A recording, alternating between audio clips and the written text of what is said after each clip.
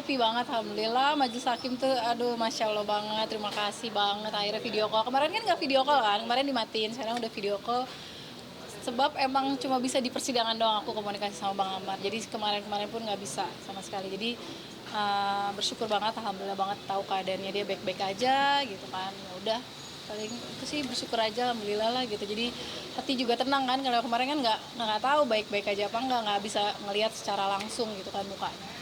Kalau sekarang udah ngelihat, udah makin yakin ya kalau dia baik-baik aja di sana. Dok, tadi kan Dok sempat dapat amanah Iya. untuk jaga anak-anak. Oh, ya untuk kenal Rumi lah mana gini gitu.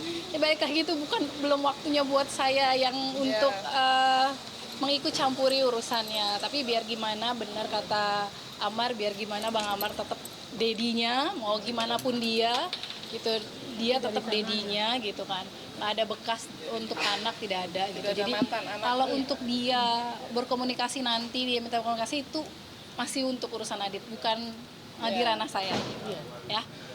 Ada keinginan memang tadi kan ingin bisa komunikasi dengan anak-anaknya gitu. Namun selama ini kan belum bisa gitu, dan ada keinginan Amar bahwa anaknya juga supaya diberikan informasi bahwa bapaknya itu tidak seperti apa yang di luar dikatakan seorang yang jahat, penjahat gitu. Karena kan selama ini kalau di Nusa Kambangan itu kan teroris, bandar, itu kan penyalahguna narkotika gitu. Kemarin juga pada saat kita komunikasi itu kan di belakangnya kan juga ada yang menjaga tuh pakai senjata. Waduh, saya juga lihatnya serem tuh kalau mengulang ininya.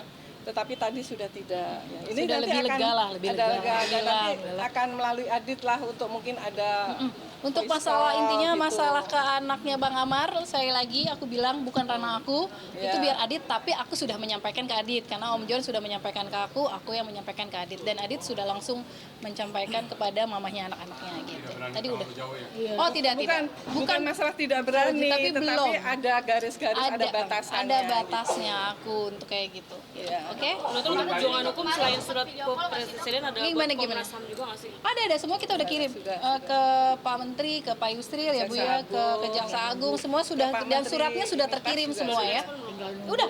Ya, ada sebagian sudah, Ada sebagian sudah direspon alhamdulillah. Jadi tinggal nunggu ngasih bukti-bukti ya Bu ya. Ada harus ngasih bukti-bukti. Dan kita lagi ngumpulin bukti-buktinya gitu loh. Di print sebenarnya udah ada buktinya, cuma lagi di print, nanti tinggal kasih ke yang mereka hubungin ke kita. Udah dihubungin alhamdulillah dari salah satu yang kita kirim surat itu. Alhamdulillah. Ya. Kita memberikan informasi itu semua berdasarkan data. Iya, bersama Ya, data. jadi apa yang selama ini diterima melalui WhatsApp, melalui video call ke dokter, itu selalu dikomunikasi kepada saya juga selalu. kepada Om John pengacaranya. ya, selalu.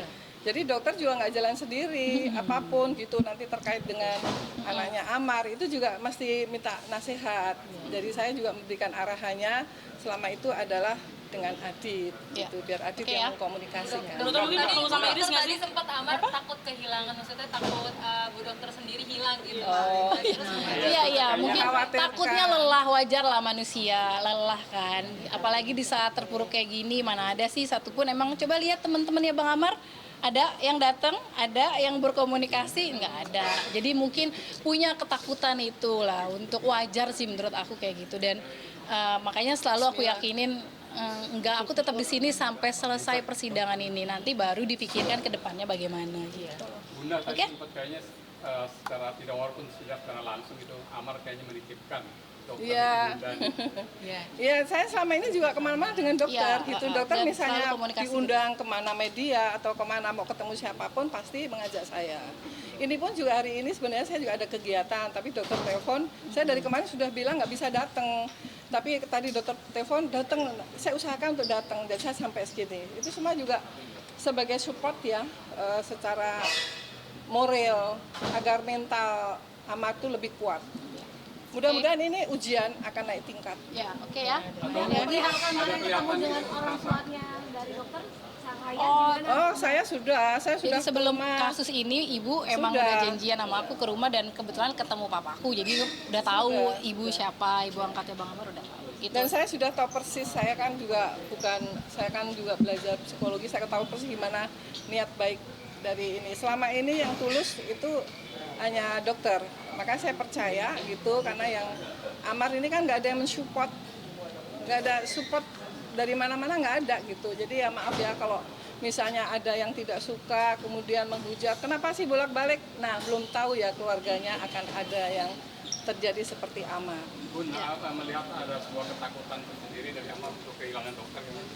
Ya Kan dibilang wajar, karena kan nggak bisa komunikasi Nggak bisa sewaktu-waktu. komunikasi, biasanya kan Nggak tiap bisa hari lihat komunikasi. Amar di sana, bagaimana di sana. Kami pun juga mengkhawatirkan dia di sana gimana makannya, dia di sana gimana kondisi untuk bisa menghirup udara yang segar seperti ini, ada khawatir gitu. Itu wajar kita sebagai manusia ya mengkhawatirkan. Oke. Ya kan pastilah jaksa menolak, nggak mungkin mengiyakan. Kalau mengiyakan pasti bebas lah udah. Ya kan, ya semua itu ya namanya jaksa tetap dia akan mengapakan dakwaannya.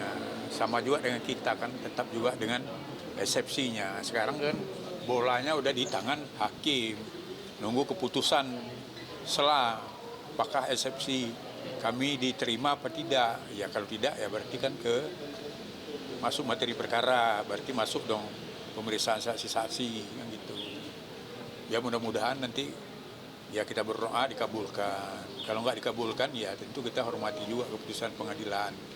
Dan berarti permohonan kita harus diputuskan juga tentang sidang offline. Yakin saya pastilah dikabulkan. Tadi melihat dari JPU sendiri, gimana kan? Ya itu formilnya ya begitulah. Namanya kami antara JPU dengan apa kan, ya kami menangkis, ya dia mempertahankan. Ya berarti ya itu udah aturan beracaranya begitu. Nggak mungkin jaksa dengan pengacara akan seirama, kan nggak mungkin. Karena satu pembela, satu penuntut. Nah ini kan harus dipaham, positif negatif kan. Oke, apa lagi? Bu, tadi juga berkomunikasi langsung dengan Amar usai sidang. Ya, terlihat di sana Amar bagus ya. Mau di sana ya, Bu? Ya. Lebih Duluan ya. fresh gitu Ya. ya. Dan lebih yakin gitu. Mudah-mudahan ke depannya segera putuskan dan permintaan dari kami bisa dikabulkan. Gitu.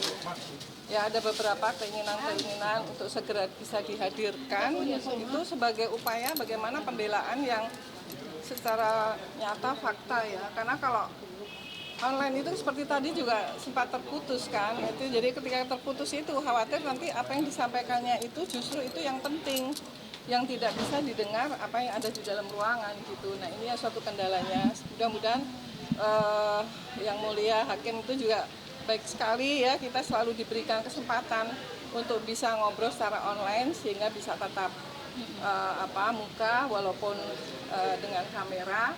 Tapi ini ya ada hal-hal yang ya semuanya itu sudah diaturlah sama Allah itu, dan jadi bisa dikabulkan dan segeralah diputuskan dan biar pulang cepat terus direhab, itu aja. Tadi melihat kondisi Amar kan tadi kan sempat bisa face to face dari minggu lalu kan belum bisa, dan hari ini malah diizinkan sepenuhnya. Gimana mungkin dari keluarga sendiri? Ya kami ada rasa tenang ya, ada rasa tentram gitu ya melihatnya gitu ya, karena ini kan Adi juga sedang ada acara gitu dan menyampaikannya, melihat apa itu tuh ada yang khawatiran selama ini, seperti misalnya ada beberapa gangguan kesehatannya, kondisi ada di sana itu ya mungkin agak mulai tipis-tipis hilang gitu ya, gitu sehingga kekhawatirannya kemudian ini ya mulai agak, ya mudah-mudahan di lapas di sana sebagai kemanusiaan, sebagai keadilan gitu ya, itu juga dipenuhi lah untuk kemerdekaannya. Dan hak asasi manusianya juga diberikan suatu haknya untuk bisa membela diri gitu. Karena yang saya tahu persis, Amar itu adalah penyalahguna narkotika. Jadi bukan pengedar. Maka segera, bismillah lah, segera dikeluarkan, bebaskan, berharap putusannya bebas dan rehab. Karena dia sisa-sisa menggunakan itu kan tidak bisa langsung hilang. Nah itu. Bu, tadi Gimana Bu Dokter ya bisa komunikasi sama